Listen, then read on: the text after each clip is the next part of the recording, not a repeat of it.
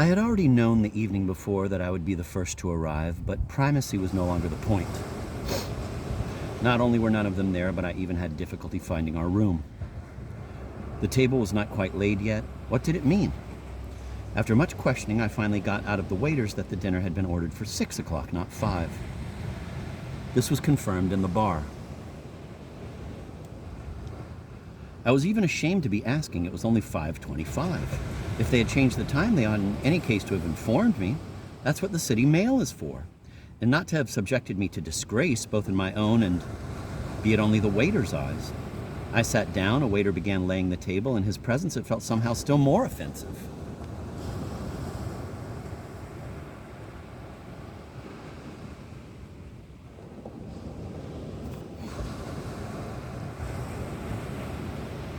By 6 o'clock, in addition to the lighted lamps, candles were brought into the room. It had not occurred to the waiter, however, to bring them when I arrived. In the next room, 2 customers, gloomy, angry-looking, and silent, were having dinner at separate tables. In one of the farther rooms, it was very noisy. There was even shouting. The guffaws of a whole bunch of people could be heard. Some nasty French squeals could be heard. It was a dinner with ladies. Quite nauseating, in short.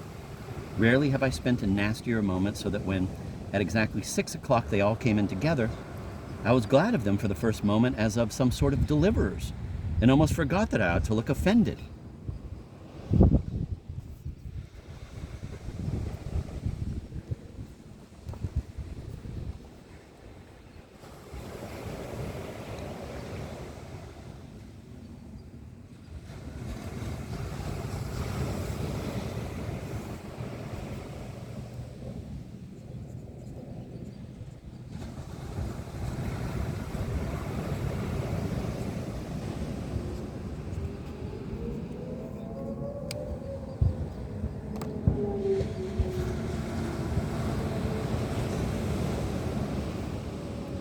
Zverkov came at the head of them, obviously the leader. Both he and they were laughing, but on seeing me, Zverkov assumed a dignified air, approached unhurriedly, bending slightly as if coquettishly at the waist, and gave me his hand benignly, but not very, with a certain cautious, almost senatorial politeness, as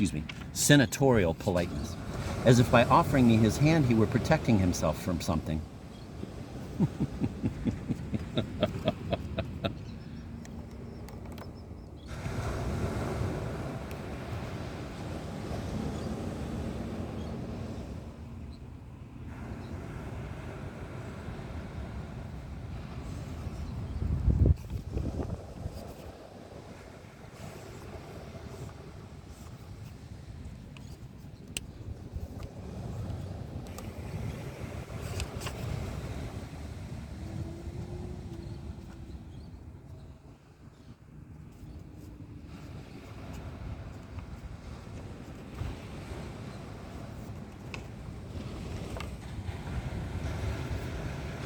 I had been imagining, on the contrary, that as soon as he walked in, he would start laughing his former laugh, shrill, punctuated by little shrieks, and from the first there would be his flat jokes and witticisms.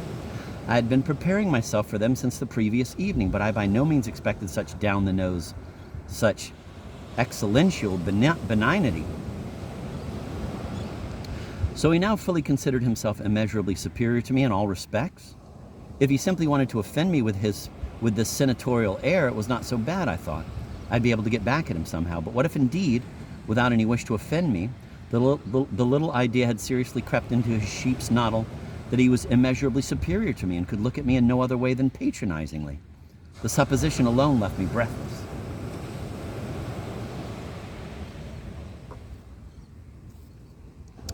I learned with surprise of your wish to participate with us, he began, lisping and simpering and drawing the words out, something that had never happened with him before.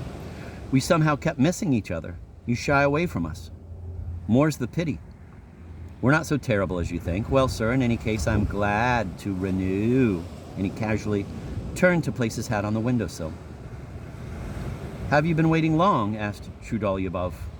I arrived at exactly 5 o'clock as I was appointed yesterday, I answered loudly, and with an irritation that promised an imminent explosion. Didn't you inform him that the time had been changed? Trudolyubov turned to Simonov. I didn't, I forgot, the latter answered, but without any repentance, and not even apologizing to me, went to make arrangements for the hors d'oeuvres. So you've been here for an hour already? Oh, poor fellow, Zverkov exclaimed derisively, because according to his notions, it must indeed have been terribly funny. Following him, the scoundrel Ferfitchkin broke up in his scoundrelly voice, yelping like a little mutt.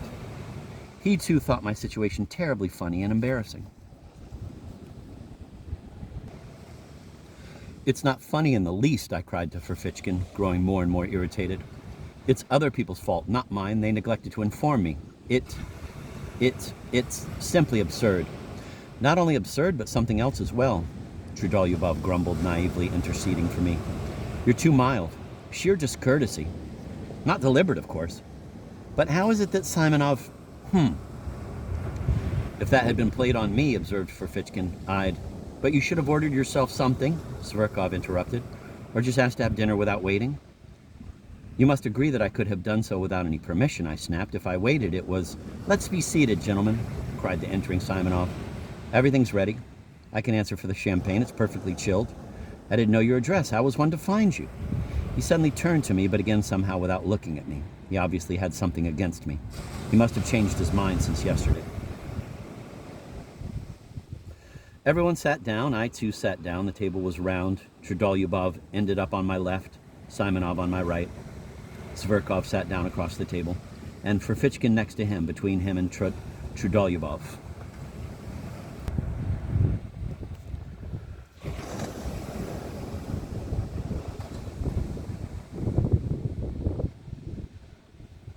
So, you're in the department? Zverkov continued to occupy himself with me. Seeing that I was embarrassed, he seriously imagined I must be treated benignly and, so to speak, encouraged. What does he want me to throw a bottle at him or something? I thought, furious. From lack of habit, I was becoming irritated with a somehow unnatural rapidity. In the Y office, I answered curtly, staring at my plate. And you find it profitable? Tell me, please. What was it that made you leave your former position? It was that I felt like leaving my former position, I drawled 3 times longer, now losing almost all control of myself. Ferfitchkin snorted. Simonov looked at me ironically. Trudolyubov stopped eating and began studying me with curiosity. Zverkov winced, but declined to notice. Well, and how's your keep? What keep? Your salary, that is. Quite the examiner, aren't you? However, I told him straight out what my salary was. I was blushing terribly. Not a fortune, Zverkov observed pompously. No, sir, can't go dining in cafe restaurants, Ferfitchkin added impudently. In my opinion, it's even downright poor, Trudolyubov observed seriously. And how thin you've grown, how changed since, Zverkov added, not without venom now, studying me in my attire with a sort of insolent regret. Oh, come, stop embarrassing him, Ferfitchkin exclaimed, tittering. My dear sir, I'll have you know that I am not embarrassed, I finally exploded. Do you hear, sir? I am having dinner here, in a cafe restaurant, at my own expense. My own and no one else's. Make a note of that, Monsieur Ferfitchkin. What? And who here is not dining at his own expense? If you mean to... Ferfitchkin fastened on, turning red as a lobster, and staring me furiously in the face. Well, I replied, feeling that I had gone too far. I suppose we'd better occupy ourselves with more intelligent conversation. So you intend to display your intelligence? Don't worry, that would be quite superfluous here. You just keep cackling away, eh, my dear sir? Haven't lost your mind by any chance in that department of yours? Enough, gentlemen, enough, Zverkov cried almightily. How stupid this is, growled Simonov. Stupid indeed. We gathered as a company of friends to see a good school chum off on his journey. And you go keeping score, Trudolyubov began to speak, rudely addressing me alone. You invited yourself yesterday, so don't disrupt the general harmony. Enough, enough, Zverkov shouted. Stop, gentlemen. This won't do. Better let me tell you how I almost got married 2 days ago. And there followed some lampoon about how the gentleman almost got married 2 days before. There was, however, not a word in it about marriage, but generals, colonels, and even court dignitaries kept flitting through the story, with Zverkov among them and all but at their head. Approving laughter began. Ferfitchkin even let out little squeals. They all dropped me, and I sat crushed and annihilated. Lord, is this any company for me, I thought. And what a fool I made of myself before them. However, I let Ferfitchkin go too far. These oafs think they've done me an honor by giving me a place at their table. They don't realize that it's I I who am doing them an honor, and not they me. How thin such clothes! Oh, cursed trousers. Zverkov has already noticed the yellow spot on the knee. But what's the point? Get up from the table now, this minute, take your hat, and simply leave without saying a word. Out of scorn. And tomorrow, if they like, a duel. Scoundrels. Am I going to be sorry about 7 rubles? Maybe they'll think, devil take it. I'm not sorry about the 7 rubles. I'm leaving this minute. Of course I stayed.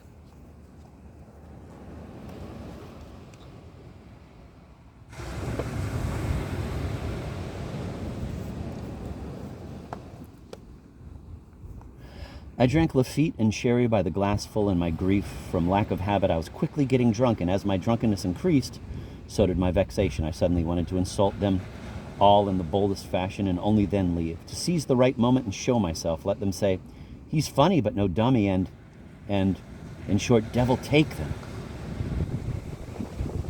I insolently looked around at them all with bleary eyes, but it was as if they had already forgotten me entirely. They were having a noisy, loud, merry time for themselves.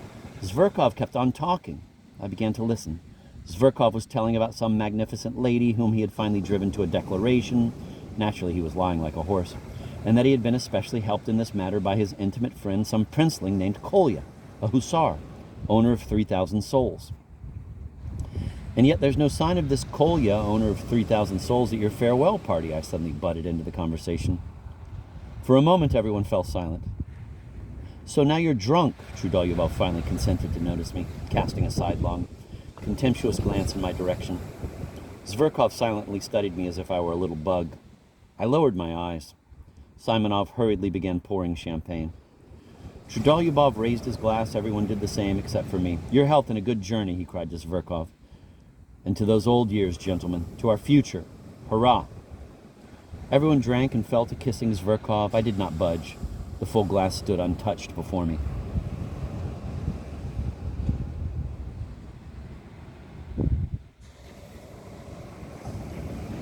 You're not going to drink? Trudolyubov, having lost all patience, roared, turning to me threateningly.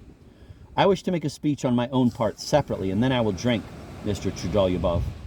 Disgusting little stinker, Simonov growled. I straightened up on my chair and feverishly took my glass, preparing for something extraordinary, and still not knowing myself precisely what I was going to say. Silence, Ferfitchkin called out in French. Here comes all kinds of intelligence. Zverkov listened very seriously, realizing what was going on.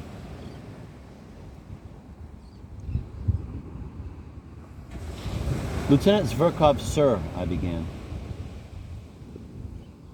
Let it be known to you that I hate phrases, phrasemongers, and tight-fitting waists. That is the first point, and the second will follow forthwith. Everyone stirred greatly. Second point. I hate gallantry and gallantizers, especially gallantizers. Third point, I love truth, sincerity, and honesty. I went on almost mechanically because I was already beginning to go numb with horror, unable to understand how I could be speaking this way. I love thought, Monsieur Zverkov. I love true friendship, on an equal footing and not... I love... However, why not? I, too, shall drink to your health, Monsieur Zverkov. Charm the Circassian girls, shoot the enemies of the fatherland, and to your health, Monsieur Zverkov. Zverkov rose from his chair, bowed to me, and said, Much obliged to you.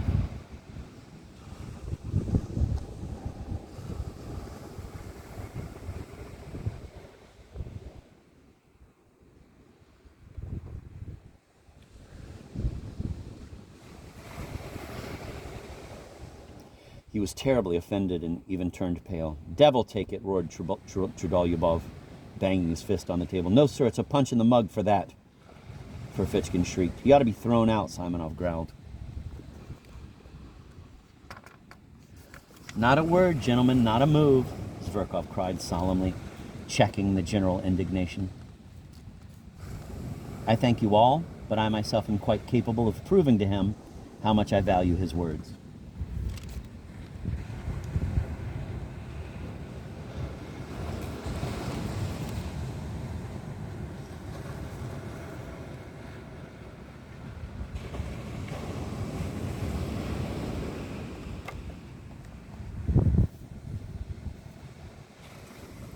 Mr. Ferfitchkin, tomorrow you will give me satisfaction for your present words, I said loudly, pompously addressing Ferfitchkin. You mean a duel, sir, at your pleasure, the man answered. But I must have been so ridiculous with my challenge, and it was so unsuited to my figure, that everyone, and finally even Ferfitchkin, simply fell over laughing. Yes, drop him. Of course, he's completely drunk now, Trudolyubov said with loathing. I'll never forgive myself for putting him on the list, Simonov growled again. Now's the time to up and hurl a bottle at them all, I thought. Took the bottle and poured myself a full glass. No, I'd better sit it out to the end, I went on thinking. You'd be glad, gentlemen, if I left? No chance of that. I'll purposely sit and drink to the end as a sign that I attach not the slightest importance to you. I'll sit and drink because this is a pot house, and I paid good money to get in. I'll sit and drink because I regard you as pawns, non-existent pawns. I'll sit and drink and sing if I like, yes, sirs, and sing because I have the right to sing. But I did not sing. I simply tried not to look at any of them. I assumed the most independent attitudes and waited impatiently for them to start talking to me first. But, alas, they didn't, and oh, how I wished at that moment to make peace with them. It struck 8 o'clock and finally 9. They moved from the table to the sofa. Zverkov sprawled on the couch, placing one foot on a little round table. The wine was also transferred there. Indeed, he did stand them to 3 bottles of his own.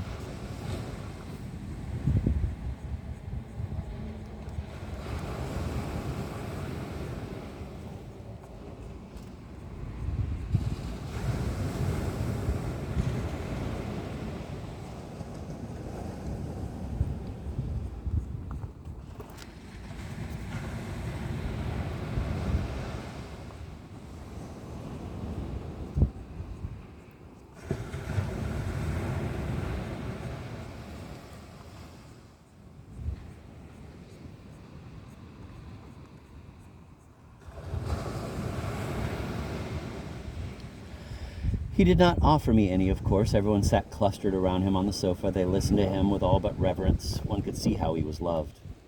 But why, I kept thinking to myself. From time to time, they would get into drunken raptures and kiss each other.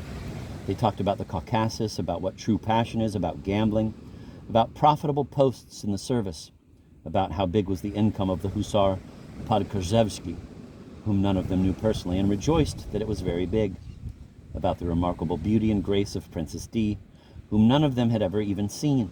Finally, it came to Shakespeare being immortal.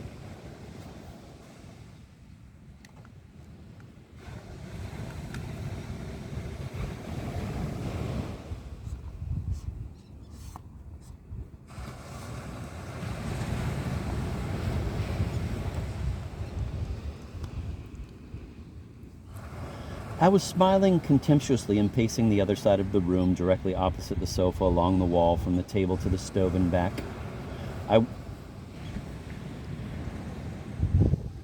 I wished with all my might to show that I could do without them, and yet I purposely clumped with my boots, coming down hard on the heels, but all in vain. They paid no attention. I had patience enough to pace like that right in front of them from 8 o'clock to 11, and one in the same space.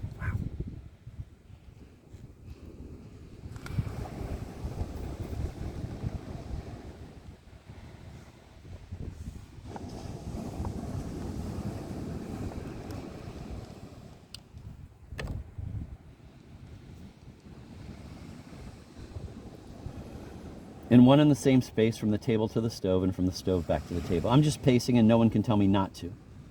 A waiter who kept coming into the room paused several times to look at me. My head was spinning from so much turning. At moments I thought I was delirious. I sweated and dried out 3 times in those 3 hours. Every once in a while a thought pierced my heart with the deepest, most poisonous pain. That 10 years, 20 years, 40 years would pass, and even after 40 years, I would still recall with revulsion and humiliation these dirtiest, most ridiculous and most terrible minutes of my entire life. For a man to humiliate himself more shamelessly and more voluntarily was really impossible. I fully understood that, and still I went on pacing from the table to the stove and back. Oh, if you only knew what feelings and thoughts I'm capable of and how developed I am, I thought at moments. Mentally addressing the sofa where my enemies were sitting, But my enemies behaved as if I were not even in the room. Once only, they turned to me, namely when Zverkov began talking about Shakespeare, and I suddenly guffawed contemptuously. I snorted so affectedly and nastily that they all broke off the conversation at once and silently watched me for about 2 minutes, seriously without laughing, as I paced along the wall from table to stove and paid no attention to them. But nothing came of it. They did not start talking to me, and after 2 minutes dropped me again. It struck 11.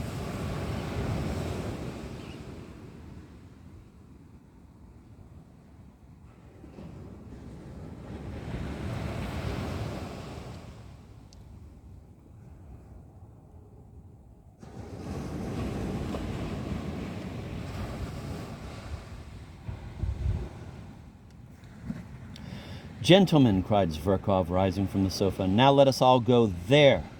Right, the others began to say.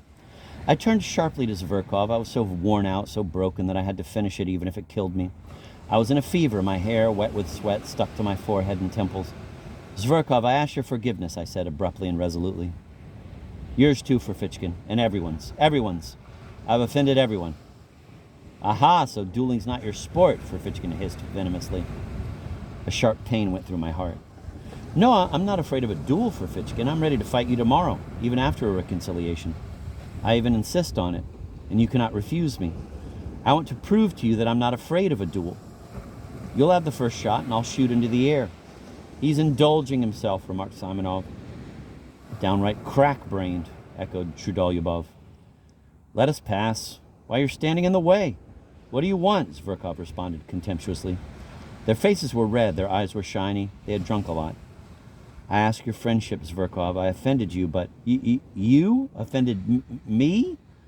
I'll have you know, my dear sir, that you could never under any circumstances offend me."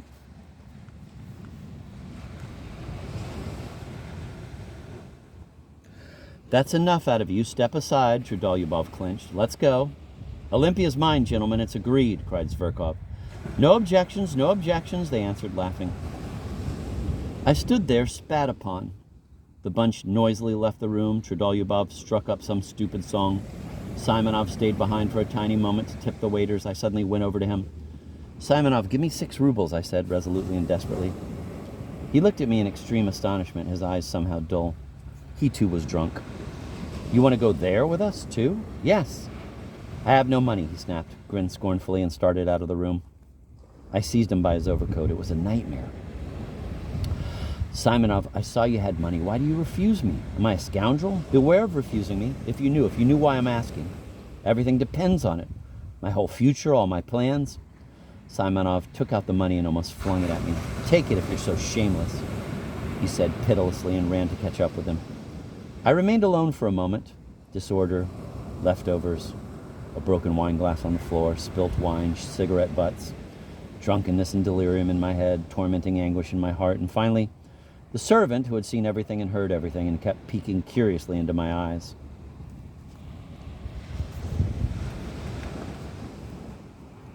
"There," I cried out.